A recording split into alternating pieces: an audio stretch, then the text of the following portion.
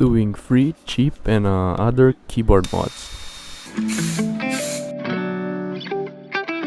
I decided to do all the mods so I can just open this keyboard just once.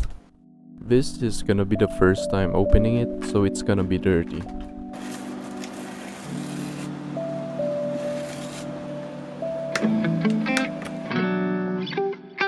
My keyboard is surprisingly factory greased, so I just have to snip some extra plastic with my special exclusive flush cutter.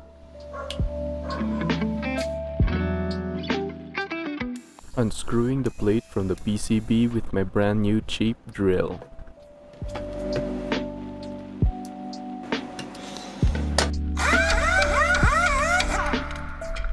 Sand the plate so paint can stick to it. Add the paint quickly as it was about to rain. Using matte black as it goes with the panda theme for my keyboard. Checking for spots that I missed.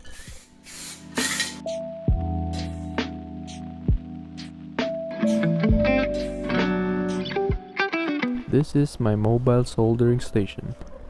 A big flaw of my keyboard is the Bluetooth switch, which is under the keyboard, so I tried to move it. I recommend using painter's tape and not this masking tape, as masking tape leaves goo residue over time. Ask me how I know. I didn't have the foam all the YouTubers are using, but I think this thing will work the same.